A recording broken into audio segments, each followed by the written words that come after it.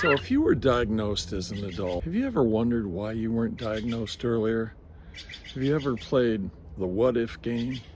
What if I had been diagnosed earlier? What would my life be like now? Well, I find this just another way of beating yourself up. And it isn't productive because you can't change it. It is what it is. But the question is a reasonable one. Why were you not diagnosed earlier? Well, there's a lot of issues around this. The first is that most teachers are really unaware of what ADD symptoms are. I was that typical kid in the classroom who was very, very busy. I was always into things. And I still wasn't diagnosed. And granted, that was a different time and diagnosis was uncommon. But the takeaway that most teachers had was bad kid. And even now, they look at a kid who does really, really well in a class and is just tanking at others. And they come away with the conclusion, lazy kid. And it's not that at all. They see the kid as unmotivated.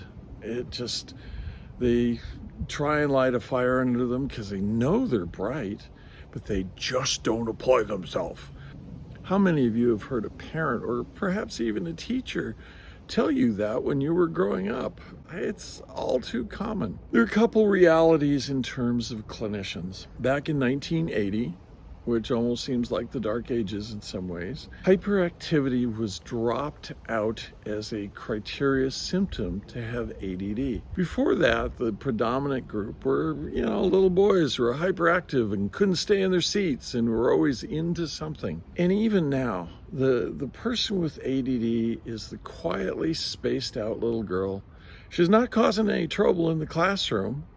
And unfortunately, with classroom sizes, this is an issue. If you aren't a problem, then that's not where the teacher winds up focusing their time. There's another issue at hand, and that's one that persists today. My career was spent in a teaching hospital in the emergency room, and we'd see all the psychiatrists or the psychiatric residents come through the emergency room as a part of their training. And they got very little information about what ADD is and was. And their perspective of ADD was at the lower end of the functionality continuum. What they expected is the person would have a chemical dependency problem. It's very common. It's a very common comorbidity that far exceeds what you see in the general population. They would also have the assumption that that person would have difficulty sustaining relationships and employment, and that they would be marked by a high degree of impulsivity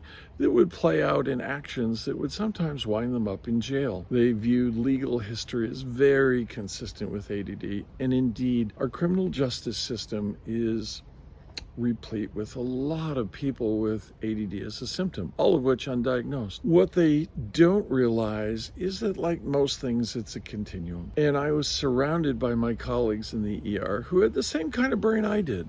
A brain that moves rapidly and is capable of synthesis. And when you're in that zone where you are doing what your brain likes to do, all those executive functioning issues disappear. And you may see professionals working in such environments where their professional life, boy, it runs like a well-oiled machine. And then you look at various aspects of home life and projects and starting things and finishing things and general distractibility. And that's where you see some of the executive functioning issues. There's another dimension that keeps people from being diagnosed. Stigma, pure and simple. Now, up into the 90s, late 90s actually, the predominant medication used in terms of psychostimulants were methylphenidate. And it was wrong for a little bit over half of the people. The predominant population being treated were, of course, children. Children didn't have the words to articulate that it made them feel awful. And a lot of people discontinued them as soon as they were old enough to assert their opinions. And parents had a variety of views of ADD based on all these kids who were simply on the wrong medication. And a lot of the popular lore revolves around that time. I've heard people say, parents, that, yeah, give your kid Ritalin and He'll study, but you've sucked his soul out of him. It's a really difficult thing. One of the things I want to encourage you to do is to share your own experience growing up. Why is it that you feel you were missed in terms of the diagnosis? But the most important takeaway is to be really aware of what you've got now. You have knowledge that, at least for me and many people I treat, made a lot of things fall into place and be understandable. And you are getting some help if you're watching this, or in all likelihood, you're getting some help.